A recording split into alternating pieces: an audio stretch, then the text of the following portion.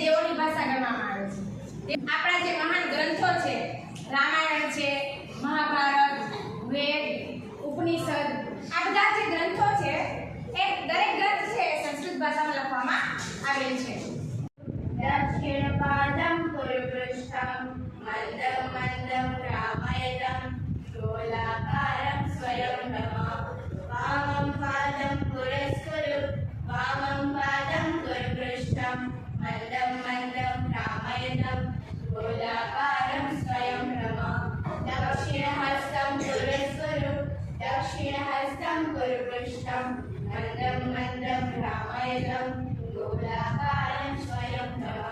વામમ હસ્તમ પુરસ્કુરુ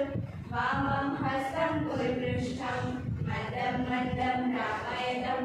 ગોલાકારમ સ્વયં નમઃ હસ્તમ ત્રયં પુરસ્કુરુ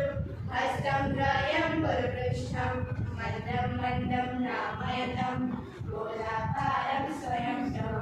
સર્વગ્રહી પુરસ્કુરુ સર્વગ્રહી પુરપૃષ્ઠમ મંદમ મંદમ રામયતમ ગોલાકારમ સ્વયં નમઃ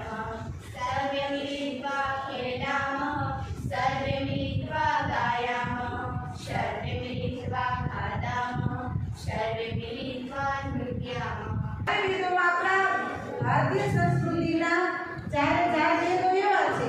કે જેનામાં આપણને દરેક પ્રશ્નનો ઉત્તર મળે। એ સિવાય ભગવાને પોતાના મોઢેથી કીધેલી શ્રીમદ ભગવદ ગીતા, એ ભગવદ ગીતા છે એ ભગવાન કૃષ્ણએ પોતાના મુખેથી અર્જુનને કીધેલી છે। એટલે એ એટલી પવિત્ર અને કોઈ ધર્મ છે એના ધર્મનું જ્ઞાન નથી, ધર્મ કર્મ એવું જીવન ઉપયોગી દરેક જ્ઞાન છે એ ગીતાજીમાં આપેલું છે। તો આપણી સંસ્કૃતિ અને આપણું સંસ્કૃત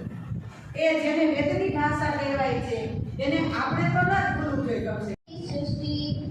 કદલી શક્તિ શૃંડા સમ સમાના પાદા શૃપાકારો કર્ણો ધવલો દીર્ઘો દંતો ઉદયં ભાંડાકારમ ઉન્નત વૃક્ષ શરીરમ હસ્તિ હસ્તિ હસ્તિ દિવ્યા દેવી સૃષ્ટિ ભાંડાકારમ ઉન્નત વૃક્ષ શરીરમ અલ્પમ પુચ્છમ પુચ્છમ અહો વિચિત્રમ હસ્તિ હસ્તિ હસ્તિ દિવ્યા દેવી સૃષ્ટિ પર્વત શસ્ત્રે ગાત્રે શશવ સન્નિભનેત્રે કથમતિ બલવાન એષ અંકુશ માત્ર હસ્તિ હસ્તિ હસ્તિ